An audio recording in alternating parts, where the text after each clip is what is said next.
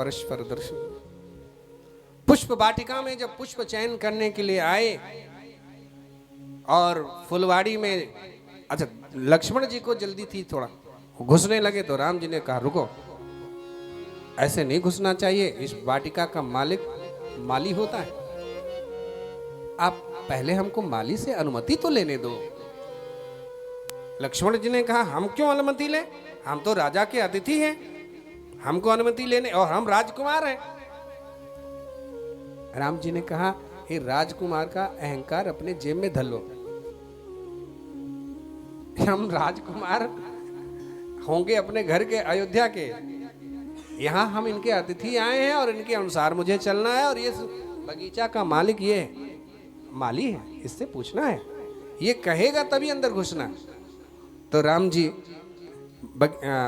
उससे पूछते हैं माली से, क्या राम जी पूछते हैं, बड़ा सुंदर भाव।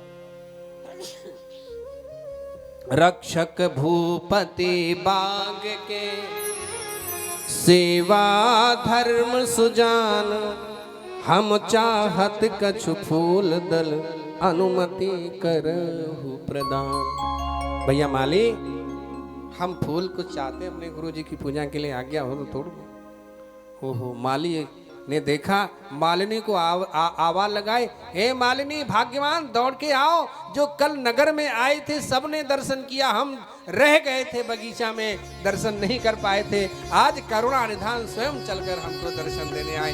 दौड़ किया, भाग किया। मालिनी भी अपने बच्चों को भी बुला के अपलक छवि देखा को निहारते रहे। लक्ष्मण जी ने कहा भैया ये अनुमति नहीं देगा, क्यों, क्योंकि ये अब है ही नहीं, इसकी तो समाधि सी लग गई है, आपको ऐसे निहार रहा जैसे मूर्ति बन गया। राम जी पास में गए, कंधे से हाथ लगाए, भैया माली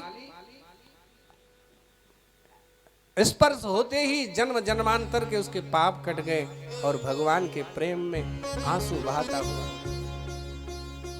प्रभु की ओर निहार रहा है। और वो कहने लगा माली कि हम माली मिथिलेश के सेवक पहरेदार, सेवा हित तत्पर सदा आय सुदो सरकार। सरकार हम स्वामी के सेवक हैं, महाराज जनक मिथिलेश के, और उनके जो अतिथि वो हमारे भी अतिथि, हम तो आपके सेवक हैं, आप क्यों तोड़ने जाएंगे, हमको आदेश दें, मैं आप जो फूल बोलेंगे जितने बोलेंगे हम तोड़ के लाके दे देंगे।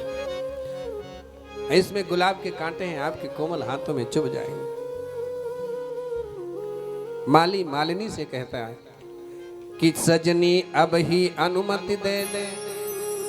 जब बहुत राम जी जिद करते नहीं नहीं हमको अपने आप ही तोड़ना है, तो मालिनी कहती है ए जी दे दो ना अनुमति, इनको खुद तोड़ना है, तोड़ लेने दो, तोड़ने दो। तो अपनी पत्नी से माली कहता है कि सजनी अब ही अनुमति दे दे, तो तुरंत फूल ले फिर जय है, यह बोल अमोल सुधा समतोल, पुनः श्रुति लाभ कहाँ पे।